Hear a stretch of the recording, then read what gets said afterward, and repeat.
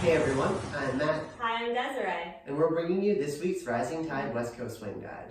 This week on the guide, we are finishing up our series with changing that slot. So in week 1, we changed the slot from one slot to the next.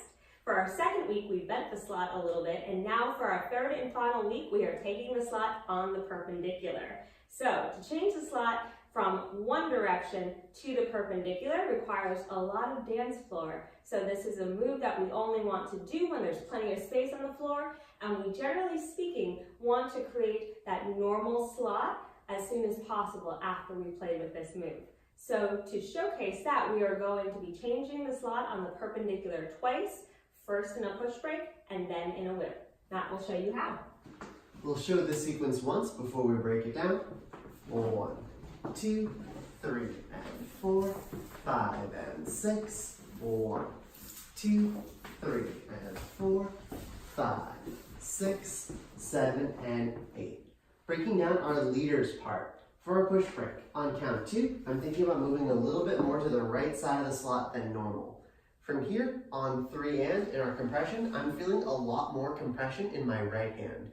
Left one is just kind of serving like the guardrail of a bowling alley, keeping our followers from going too far to the side.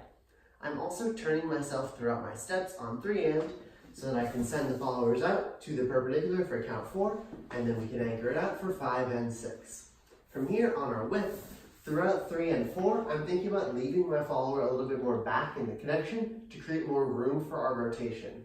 I'm also sneaking a little bit around the slot. Typically on 4, we're stepping straight across. Here I'm cheating a little bit more towards my follower so that my next job of turning 3/4 of the way around is a little bit easier. From here, we finish on our whip like normal, 6, 7, and 8.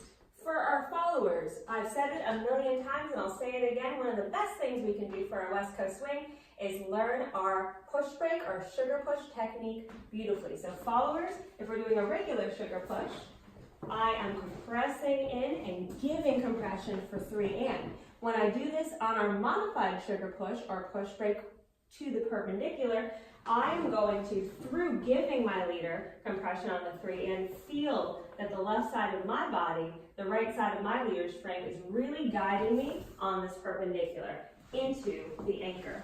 Now for our whip, one thing to note here when we stop on 4 is what Matt said for the leader's role is true for the followers. I am being left on the 4, back in the connection on my left side. That's something that is atypical in a regular whip. Oftentimes our leaders are told to bring the follower forward onto the floor. So if your leader has normally been taught this and you're accustomed to coming forward on the 4, you'll want to make sure that you're truly following the connection that your leader is giving you in this case. So in this case, your leader is keeping you back on the 4 so that they can pivot you onto the diagonal of the wall for 5. On 6, your leader will step around the slot. You're going to feel that post, and you're going to notice for 7 and 8 that you're back where you started.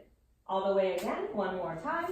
1, 2, 3, and 4, 5, and 6. 1, 2, 3, and 4, 5, 6, 7, and 8. That's taking the slot on the perpendicular. That was your guide. Thank you everyone for tuning in. You can check us out online at mattdaviswing.com. We're also on Facebook, YouTube, Instagram, and Twitter as Rising Tide Swing Dance Studio. Bye.